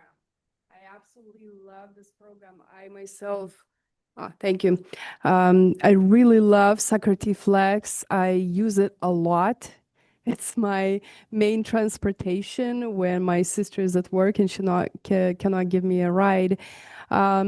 However, there were quite a few times when it was pretty frustrating when I need a ride, let's say it's just 5 minutes away from my home, like 2.3 miles. I needed to go to Career Center. I live in Foothill Farms near Antelope, and I needed to go to Career Center, which is like 2.3 miles away in Hillsdale Boulevard, and it's out of service area. And so many times I wish I could get a ride, but out of service area. So I was wondering if there is any potential possibility to expand the service zones so we could have more opportunities to use the Flex RT. Thank you. Can you respond to that at all, Sarah? So yeah, when we're thinking about Flex expansion, I brought up the few things that we've talked about, possibly weekend service. We haven't thought about or discussed anything about making adjustments to the zones exactly. So that might be more of kind of just a general operational question to just figure out with Flex service in general. Okay. Thank you very much. Those are two great reports, and we'll hear more about them next year. So we're going to go to item D under new business, which is Priscilla will be discussing paratransit eligibility and recertification process update. Priscilla? Thank you. I will be brief. I've brought this item to the MAC previously. We also have talked about this over the year as it related to Assembly Bill. I think it's 1225. So 425? We're doing okay. 420. 420. 420? Assembly Bill 420? That's what time it is now. No. I'm talking about the Assembly Bill. Sorry about that. Yeah, disregard. So, yeah, that we're moving forward as an agency with permanent eligibility for individuals who have disabilities that will most likely not improve. And so with that, there's a number of different types of disabilities that would fall into that category. For instance, someone that's blind would be receiving, as we move forward, would be receiving permanent eligibility. So that would mean that they wouldn't have to go through any other recertification process for ADA paratransit service. And it's something that I think is going to help a lot of people just with that process to not have to endure it. So that is one part of what I want to share with everyone. And the other is something I've already shared, but it's related, and that is that we changed the term of eligibility a few months back to no less than no more than like we only do the term starting after 5 years. So every 5 years, we don't do a 3 or 4 year term of eligibility. We're starting with 5, and that is something else that was discussed previously and also supported through the Assembly bill. So we're not waiting on that as we could. It's silly to wait. So those are the two features of the paratransit eligibility determination process that we will be moving forward with implementing, and especially the permanent. The other we already implemented. That was what I wanted to share. All right. Thank you very much. Questions from MAC members? In the room first, I guess. And on Zoom. Not on Zoom. Okay. Mr. Chairman, when will this be implemented? Okay, go ahead. The goal is to implement it in December. We have a standard operating procedure that's being routed right now through executive management, and that should hopefully be completed within the month of December. Thank you. All right. Okay. So since Priscilla made one more comment, any MAC member questions that may have arisen? Okay. All right. Now we will go to our Margie has a question on Zoom. Okay. Just quickly, Priscilla, once you guys go through the writer records, will people be notified that they no longer have to be evaluated for re-eligibility? We've already tried to, we've spent some time doing that already just to look and see where folks would land. Margie, it's a good question. We will be sending some sort of notification. I don't know how far back we can really go, just based on the transition from one database to the other, which we did in April. But through our recertification process, we will inform folks if they're permanently eligible and there's no need for recertification, that they'll get information along those lines. I hope that answers your question. And we'll certainly monitor how that process is working. So next year.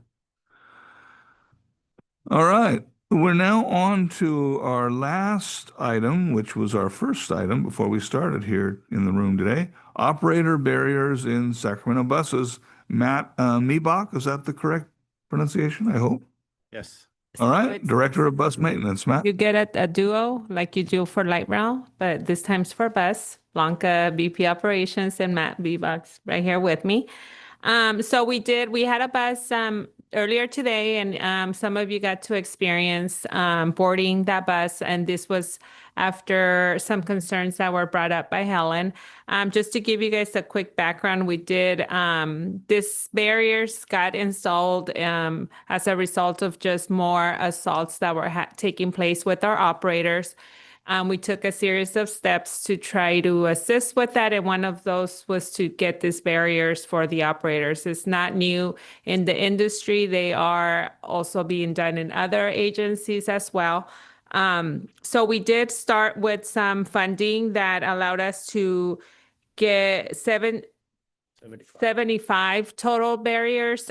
We had 3 initially installed on 3 different buses, and operators we're using them, testing them out. At the end, we work really closely with the union, safety, and of course, operations and maintenance. And we operators chose the one that we ended up getting and installed. So we brought that, and we installed 78 buses are in Elk Grove, and just to they're all our newest series of buses, which are the 2200s.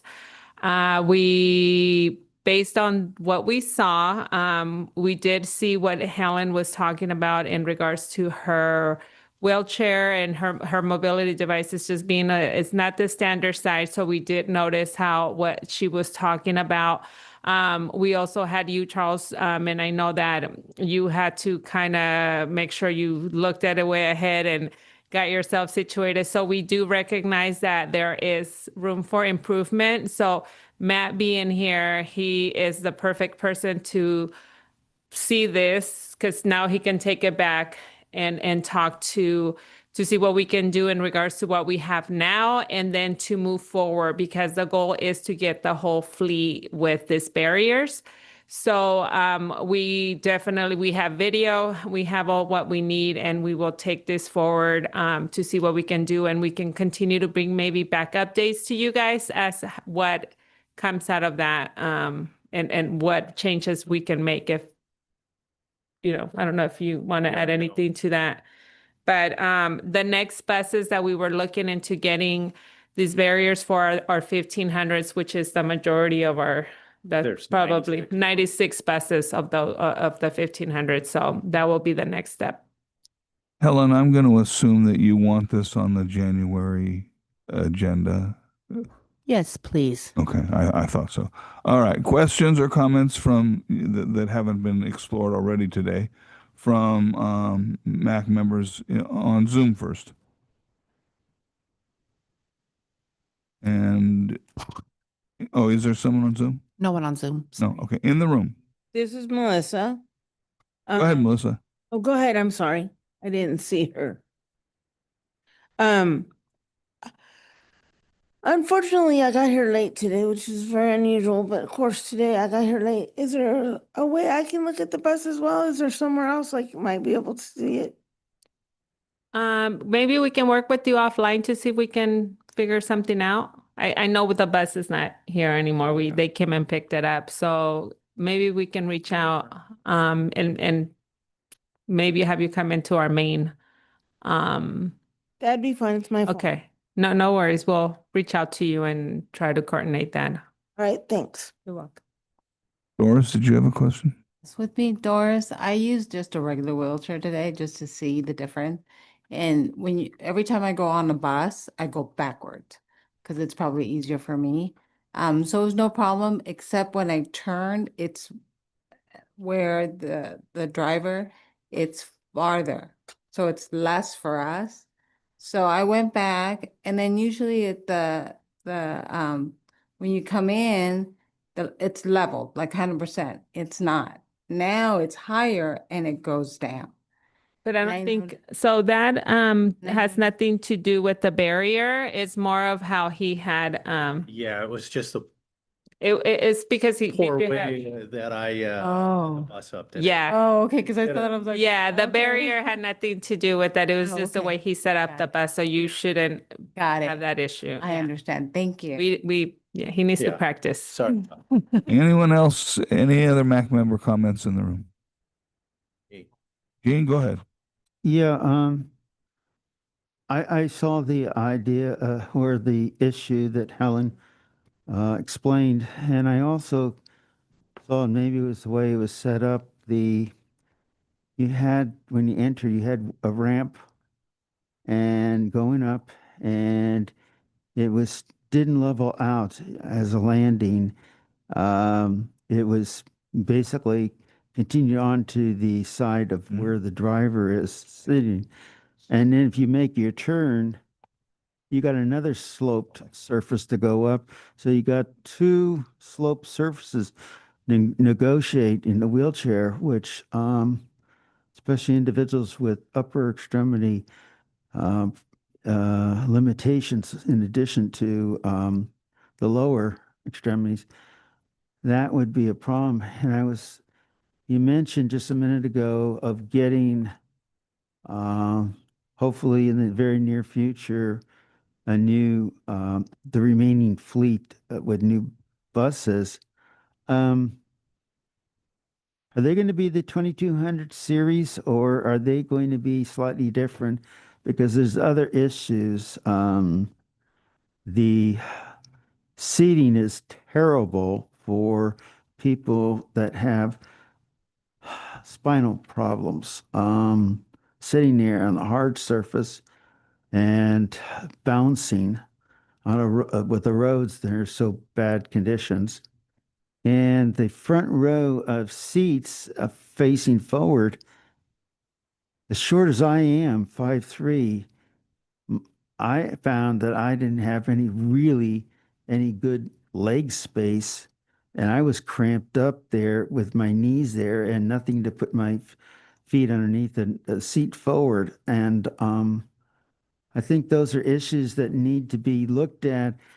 It's unfortunately it's a sign of our society where there's no respect for property of other people or companies, and that's the reason you had to get away from the nice seats with cushions, and people just were so disrespectful and just trashed those. But at least the spacing for seating, that should be looked at. So I'm hoping that maybe before you commit buying these new ones and down the road, if you get hydrogen fueled vehicles or other electric, that we'll really have a chance to look at it. Because at one time, they used to bring all the different prospects, buses in, got operators and other staff to look at and then we and the public got to look at it and could make comments, so that helped in your decision making. So it's a long request, but I really hope we can be involved before you commit any dollars on new buses. Thank you. Thank you, Gene. I think that reflects the majority feeling here on the MAC. I talked to several members today that feel as you do. Okay, any other MAC member comments? All right, hearing none. Announcements? Hearing none. Do I have a motion to adjourn? I move we adjourn. Second. Motion and a second. All in favor say aye. Aye. Aye. We're adjourned. Thank you very much for an excellent meeting, everyone. Happy Thanksgiving, everybody. Absolutely.